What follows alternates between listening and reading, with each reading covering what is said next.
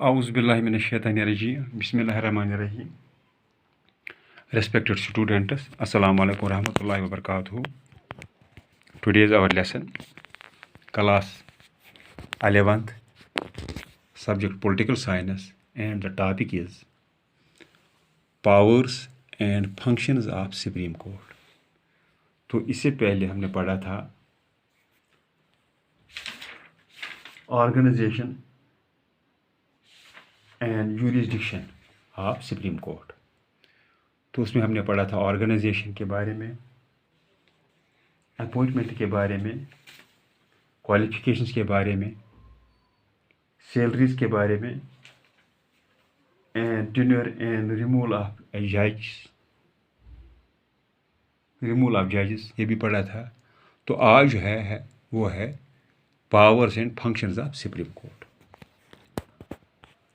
तो the supreme court has vast and enormous jurisdiction।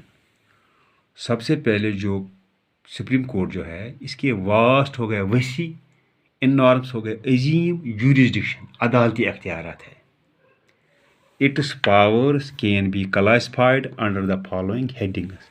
इसके जो पावर जो है इनको हम क्लासिफाई करेंगे under the following heads.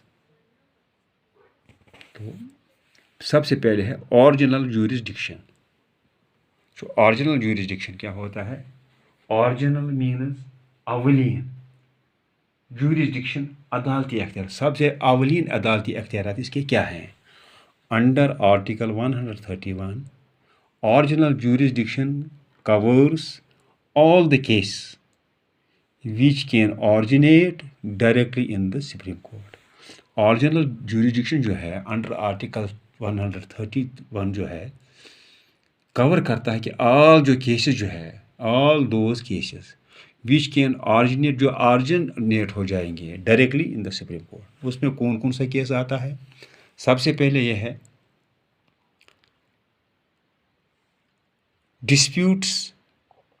Dispute between central and state government. कभी कभी ऐसा होता है जो स्टेट गवर्नमेंट और सेंट्रल गवर्नमेंट जो होती है इनके दरमियान डिस्प्यूट होता है। इसका बी है dispute between central government and one or more states on one side and some states on the other side. कभी कभी ऐसा डिस्प्यूट होता है जो सेंट्रल और जो वन और मोर स्टेट्स एक साइड होते हैं और सम स्टेट्स दूसरे साइड में होते हैं। इसके बाद डिस्प्यूट्स बिटवीन स्टेट गवर्नमेंट्स। कभी कभी ऐसा होता है कि जो स्टेट गवर्नमेंट जो होते हैं इनके दरमियान भी डिस्प्यूट्स होते हैं। अच्छा, cases related to violation of fundamental rights. कभी कभी क्या होता है जो वायलेशन जो होती है किनकी? फंडामेंटल राइट्स की, तो वो केसेस भी डायरेक्टली सुप्रीम कोर्ट में जाते हैं। India is a federal state and powers are divided between center and states। जो इंडिया जो है वो एक फेडरल स्टेट है, वहाँ जो पावर्स है उनको डिवाइड किया गया है बिटवीन सेंटर एंड स्टेट और सेंटर के दरमियान।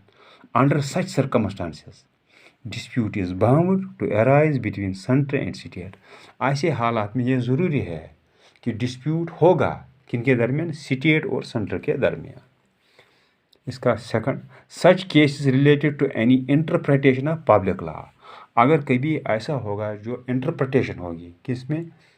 पब्लिक लॉ में। What is mean interpretation? Means तर्जमानी करना, तशरीह करना, तर्जमा करना of public law. Public law means कानूनी आमला, कोई ऐसा कानून जिससे कोई कौम इख्तियार करे, या public law means governing the relationship between individual and the state।